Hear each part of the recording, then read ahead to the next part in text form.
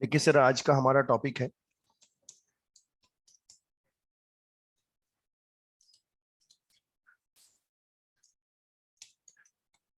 String handling. Sir, हमारा आज का जो टॉपिक है उस टॉपिक का नाम है स्ट्रिंग हैंडलिंग। सर, मैं आपको बताना चाहता हूं in Java string is a predefined class available in Java.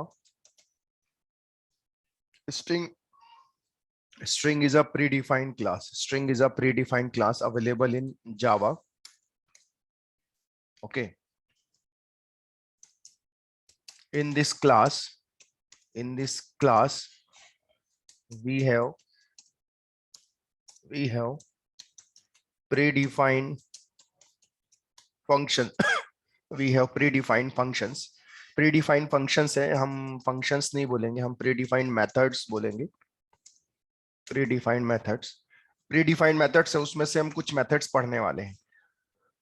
तो obvious है, जब हम इन मेथड्स को कॉल करेंगे तो हमें स्ट्रिंग क्लास का क्या लगेगा? ऑब्जेक्ट लगेगा. स्ट्रिंग क्लास का हमें लगेगा ऑब्जेक्ट. तो चलिए हम स्टार्ट करते हैं. सबसे पहले मेथड हम पढ़ने जा रहे हैं लेंथ. कोई भी मेथड को हम कॉल करेंगे तो स्ट्रिंग क्लास का ऑब्जेक्ट लगेगा. ये मेथड क्या करती है? दिस मेथड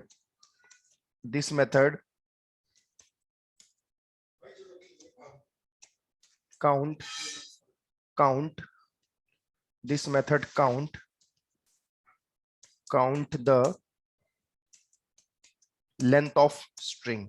स्ट्रिंग की लेंथ को क्या करता है? काउंट करता है. स्ट्रिंग की लेंथ को, ये लेंथ नाम की मेथड क्या करता है? काउंट करता है लेंथ ऑफ स्ट्रिंग. अब आप देखिए, जैसे क्लास example1 हम जाते हैं पब्लिक स्टैटिक वॉइड मेन लिखते हैं हम, और हम बोल देते हैं स्ट्रिंग args सॉरी. और मैं यहां जाता हूं, यहां लिख देता हूं string str equals to, suppose मैं लिख देता हूं रामायण. अगर मैं लिख देता हूं रामायण, तो देखो क्या होगा एग्जैक्टली जब हम ये लिखेंगे स्ट्रिंग str, इस तरह से हम लिखेंगे तो क्या होगा? एक स्ट्रिंग का अरे बनेगा. इस तरह से अरे बनेगा. उसमें जाएगा R A M A Y A N, इस तरह से जाएगा.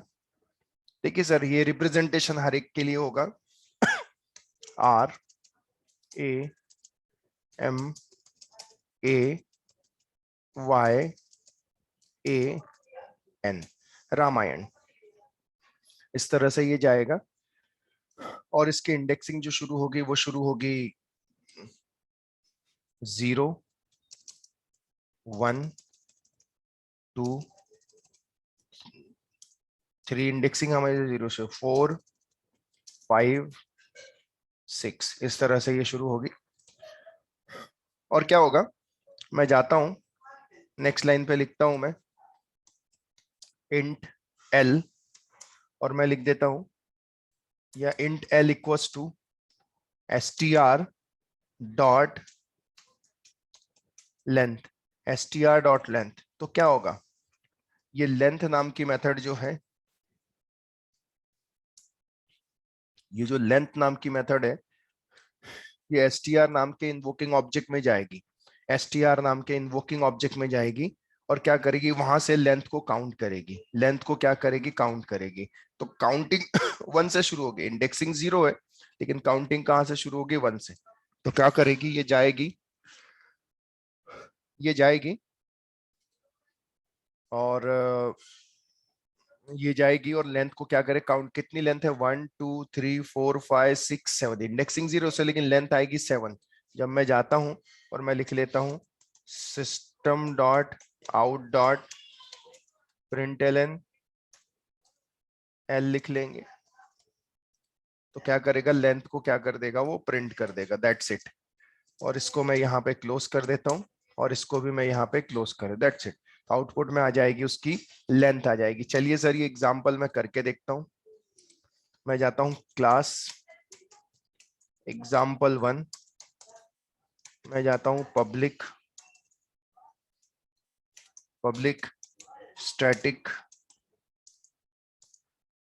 void main, public static void main string args string str is equals to Ramayan,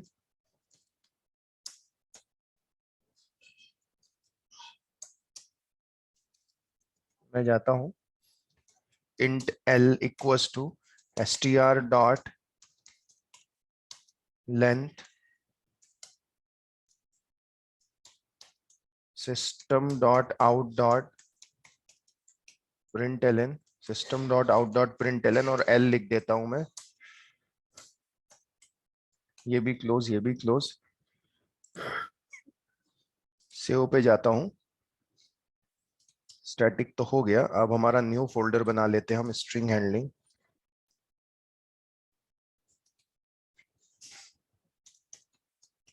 string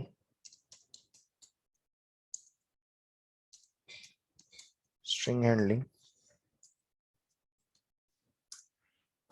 उसके अंदर जाता हूं और example1 डॉट जावा,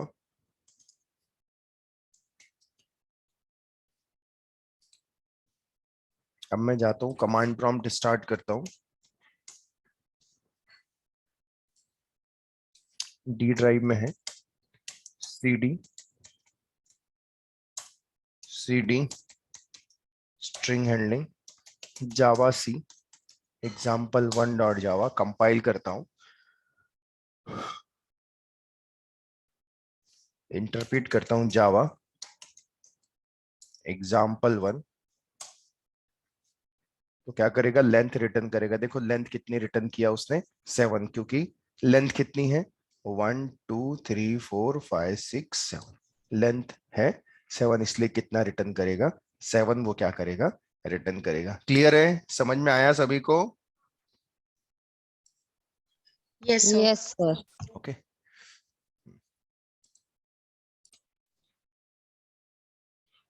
तो देखिए सर ये लेंथ नाम की मेथड इस तरह से काम करती है। हम अब नेक्स्ट मेथड की तरफ बढ़ते हैं। नेक्स्ट हमारी जो मेथड आती है, सेकंड मेथड आती है हमारी ट्रिम। ट्रिम मेथड क्या करती है, it removes blank spaces from prefix and suffix. ये क्या करती है, जो ब्लैंक स्पेसेस है उसको क्या करती है, रिमूव करती। कहां से, फ्रंट से और आखिरी से। जैसे फॉर एग्जांपल मैं जाता हूं एग्जांपल के तौर पे, मैं अगर ये कॉपी करूं, example2 ले लेते हैं और मैं स्ट्रिंग str में रामायण के पहले 1 2 3 स्पेस दे देता हूं और रामायण के बाद भी 1 2 दे देता हूं, ऐसे 5 स्पेस दे दिया। अब मैं क्या करता हूं, मैं जाता हूं और मैं यहां लिख लेता हूं, shit, just a minute,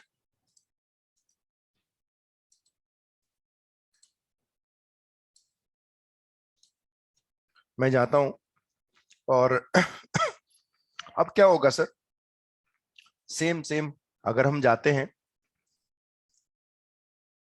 Ctrl+C, backup ले लेते हैं हम। जैसा सर आपने यहां पे देखा ये रामायण बनता है, वैसे ही जैसे ही मैं लिखूंगा यहाँ पे str रामायण, तो शुरुआत से 2 स्पेस हैं और बाद से 1 स्पेस है। तो हम जाते हैं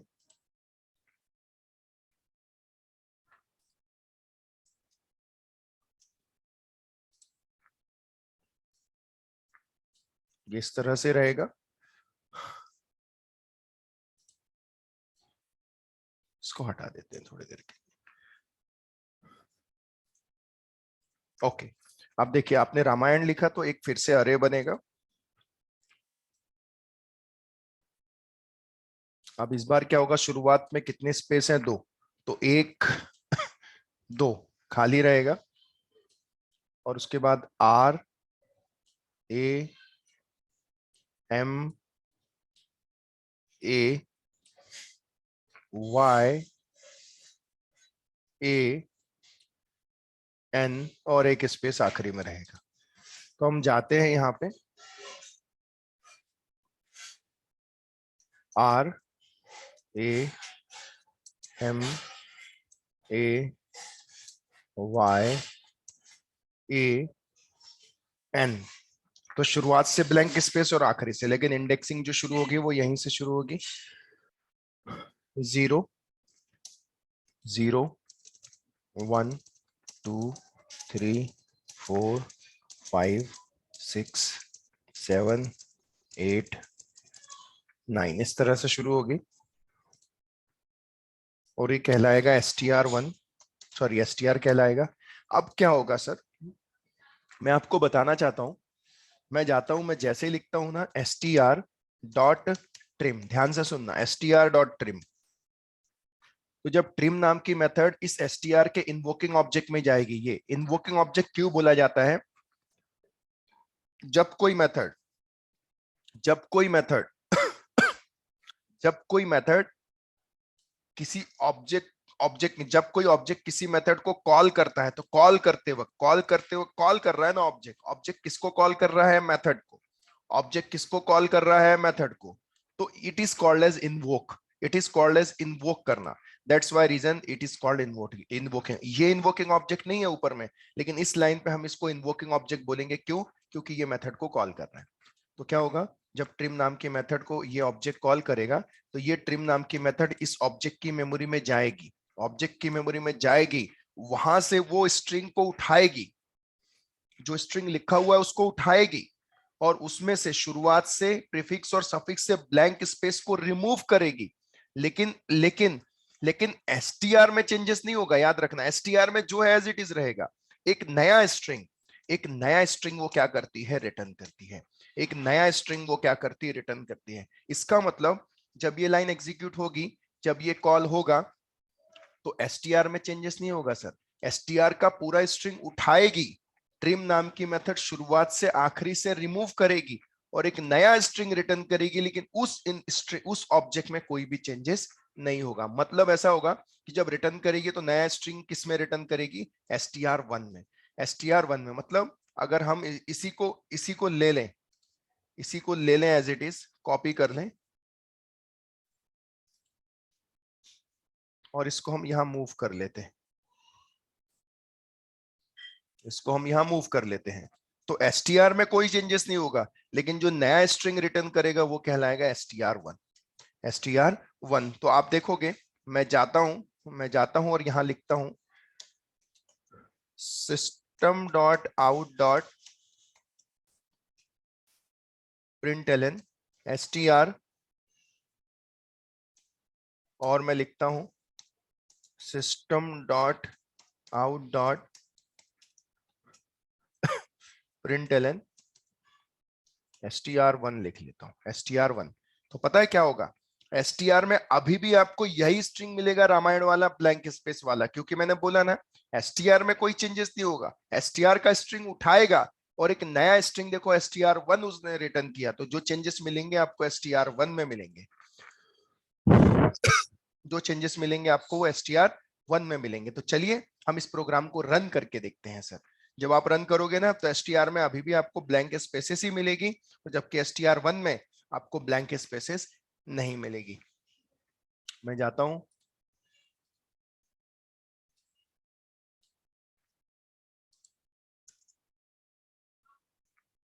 एग्जाम्पल 2,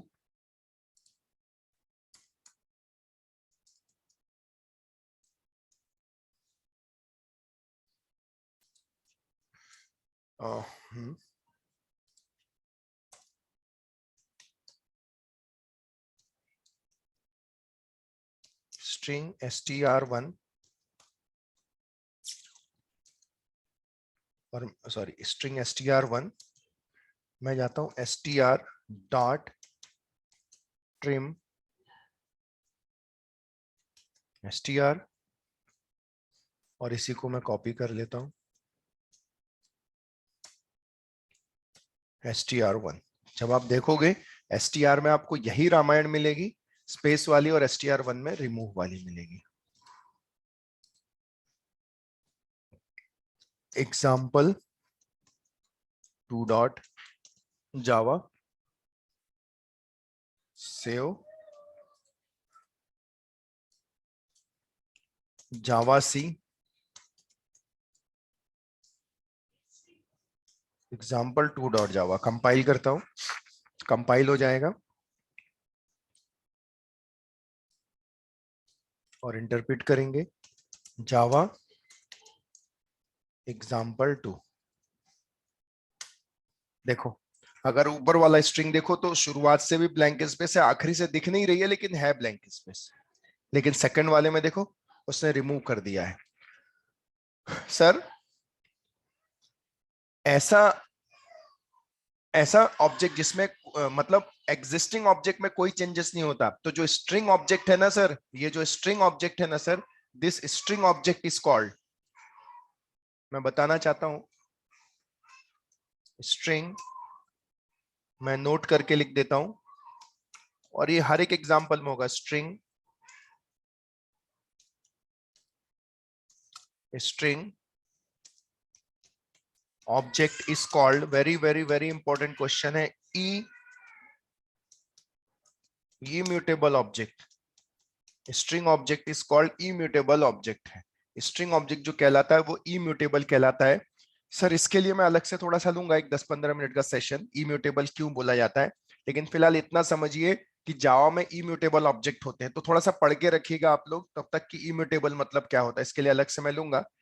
स्ट्रिंग हैंडलिंग एंड होने के बाद ही लूंगा, मैं तुरंत में बताऊंगा आपको क्या होता है।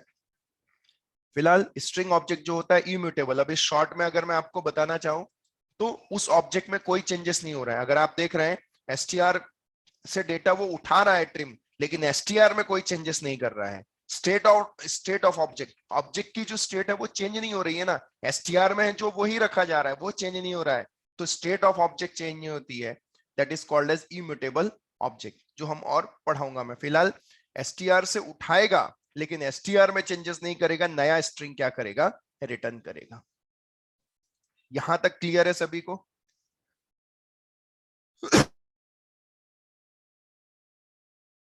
Yes Yes, sir. sir.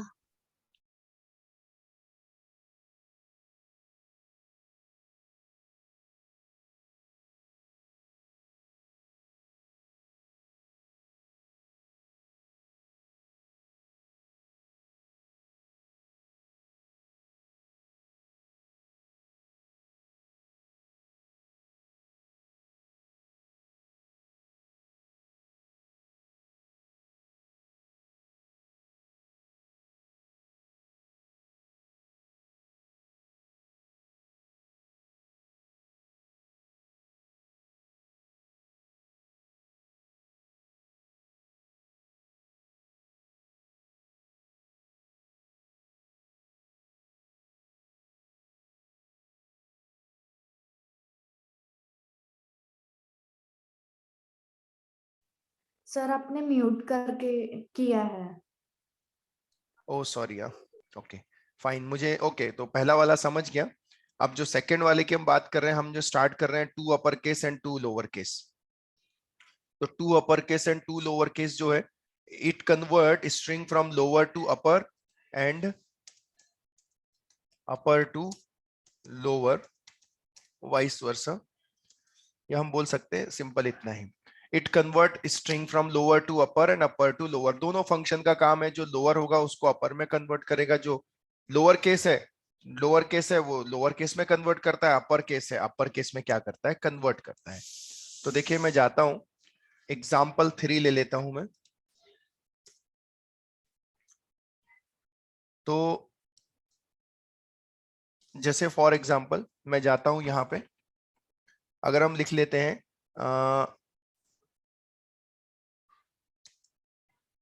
Ramayan small letter में लिख लेता हूं और मैं जाता हूं str1 डॉट str डॉट यहां जाके लिख लेता हूं टू अपर केस अगर मैं लिख लूंगा टू अपर केस तो देखिए सर फिर से ध्यान दीजिए, जब ये जाएगा str1 में चेंजेस होगा, str1 में रिटर्न करेगा, str में अभी भी क्या आएगा, str में अभी भी लोअर केस में जो लिखा होगा वही आएगा, लेकिन str1 में क्या आ जाएगा, जो स्ट्रिंग है उसने टू अपर केस में जो कन्वर्ट किया है वो आ जाएगा। That's it. तो देखिए मैं जाता हूं सबसे पहले यहाँ पे एक बना लेता हूं मैं,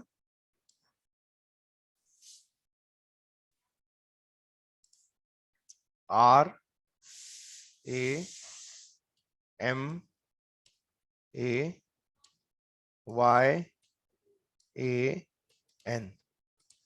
रामायण। ये 0 1 2 3 4 5 और 6 ये कहलाएगा RAMAYA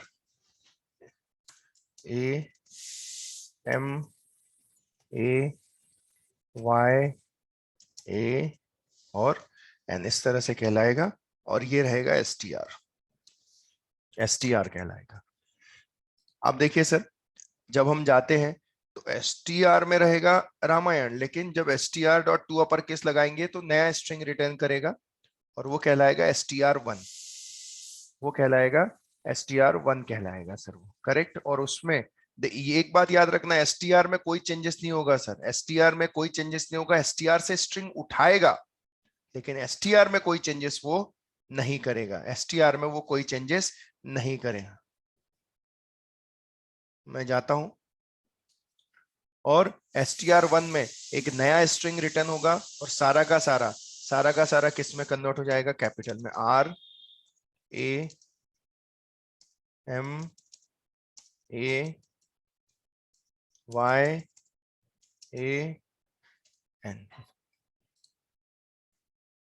हम यहां जाएंगे 0 1 2 3 4 5 एंड 6 आ जाएगा, ये कहलाएगा STR1 कहलाएगा, ये STR1 कहलाएगा।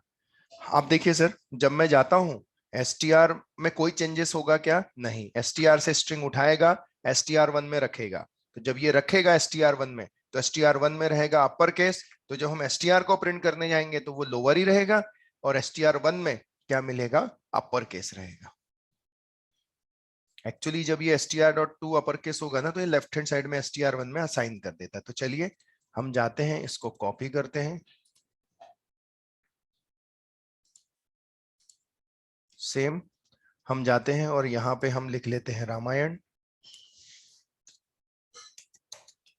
रामायण लिख लेते हैं, और STR में आप जानते हैं छोटा स्मॉल ही रहेगा, STR1 में चेंज होगा, एग्जाम्पल नंबर 3 कर देते हैं, इसको सेव कर देते हैं, example3.java, मैं इसको सेव कर देता हूं। अब हम इसको कंपाइल करते हैं, जावा सी example3.java जावा example3। तो देखिए कुछ गड़बड़ कर दी क्या, अच्छा सॉरी, यहाँ ट्रिम ही लिखा हूं मैंने, एक्सट्रीमली सॉरी। क्या लिखना पड़ेगा, टू अपर केस लिखेंगे ना हम, टू अपर केस। चलिए हम जाते हैं कंपाइलेशन, देखो STR में आपको लोअर ही मिल रहा है और STR1 में क्या मिल रहा है, आपको अपर केस मिल रहा है। सेम थिंग सर, मैं जाता हूं Ctrl+A Ctrl+C Ctrl+V, example4 कर देते हैं, और यहाँ पे रामायण को हम किस में लिख देते हैं, कैपिटल में लिख देते हैं, यहाँ कैपिटल में लिख दिया, और टू अपर केस की जगह हम क्या यूज कर लेते हैं, टू लोअर केस यूज कर लेते हैं, सॉरी,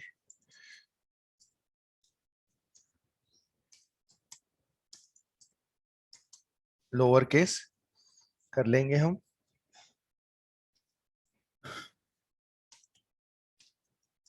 example4.java और हम सेव कर लेते हैं। हम जाते हैं और इसको कंपाइल करते हैं example4। अब उल्टा होगा सर, str में अब आपको क्या मिलेगा, कैपिटल, और str1 में आपको क्या मिलेगा, लोअर।